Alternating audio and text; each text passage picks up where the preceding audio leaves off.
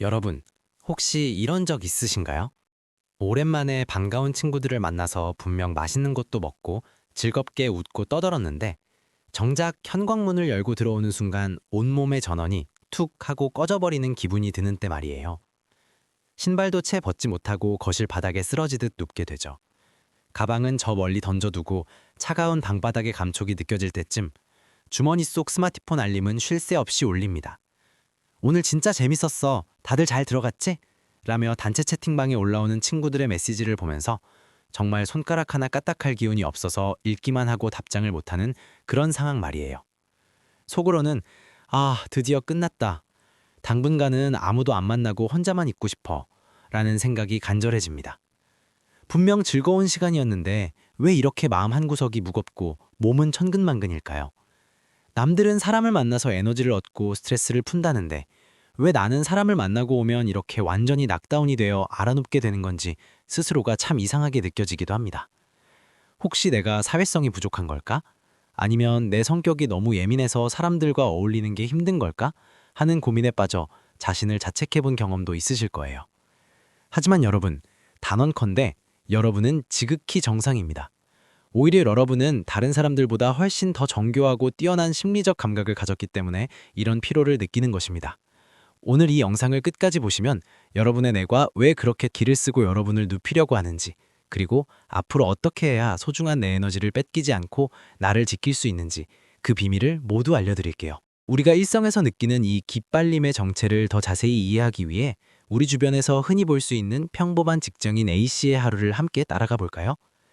A씨에게 오늘은 고등학교 동창들과의 저녁 모임이 있는 날입니다. 오후 5시. 퇴근 시간이 다가올수록 동료들은 오늘 불금이네, 재밌게 놀아 라고 인사하지만 정작 A씨의 마음은 모래주머니를 찬 듯 조금씩 무거워지기 시작합니다.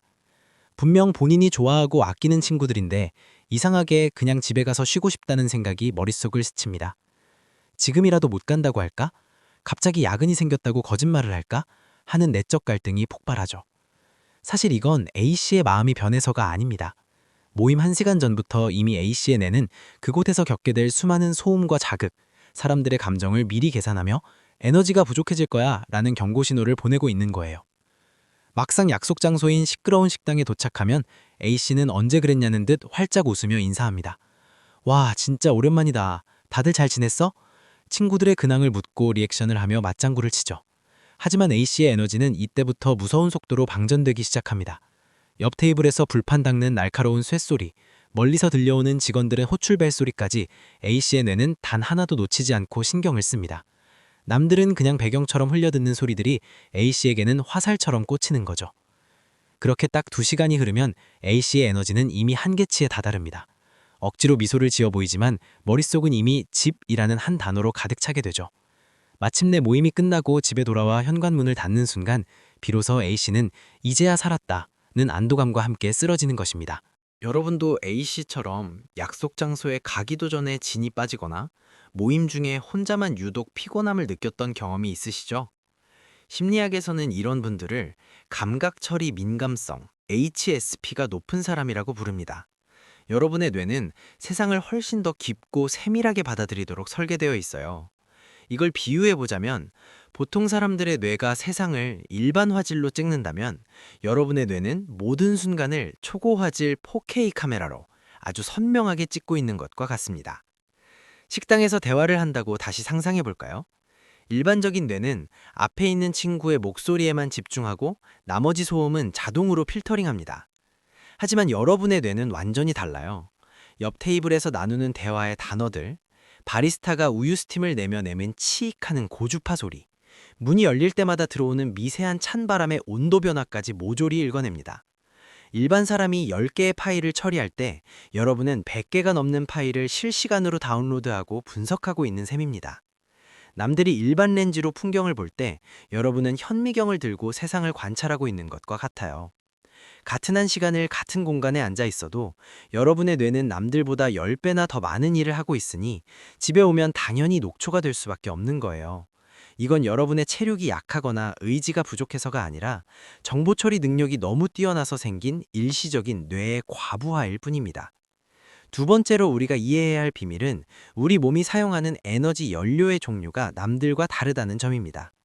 우리 뇌는 크게 도파민과 아세틸콜린이라는 두 가지 물질을 통해 에너지를 얻습니다. 외향적인 분들은 주로 도파민 시스템을 연료로 씁니다.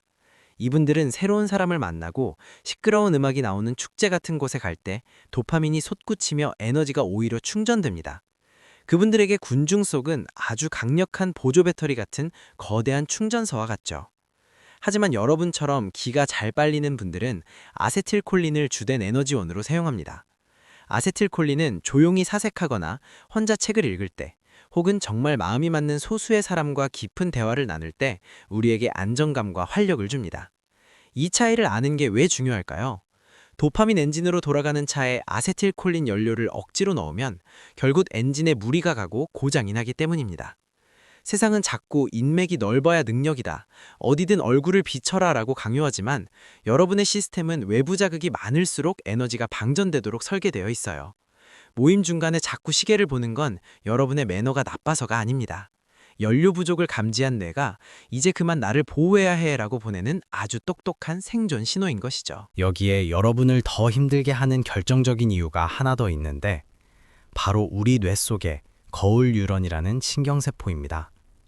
이 세포는 타인의 감정을 보기만 해도 마치 내가 직접 그 감정을 겪는 것처럼 느끼게 해줍니다.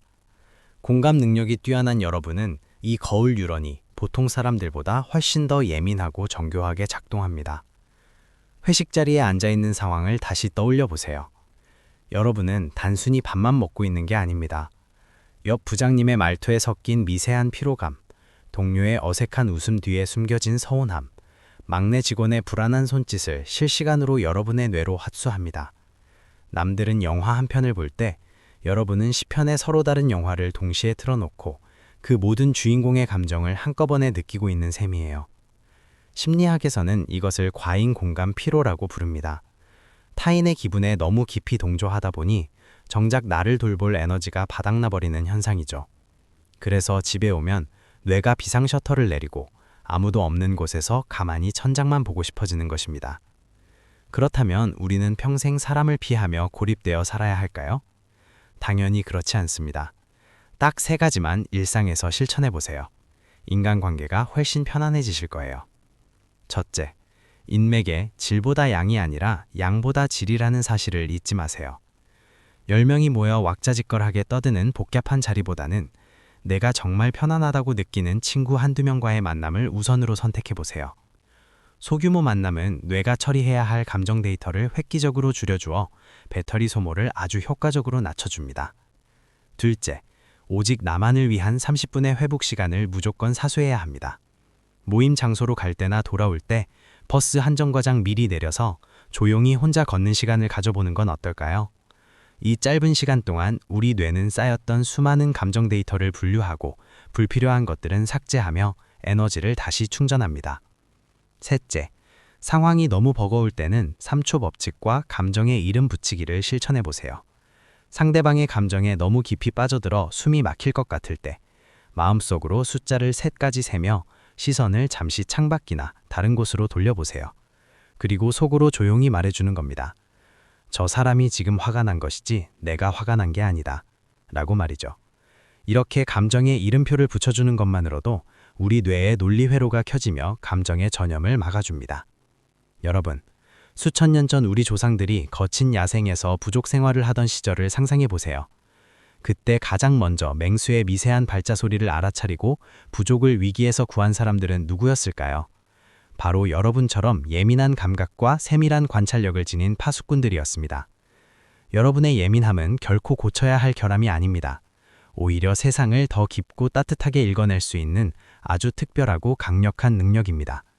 단지 지금의 현대사회가 정보와 자극이 너무 많아서 여러분의 뇌가 잠시 과부하를 겪고 있을 뿐이에요.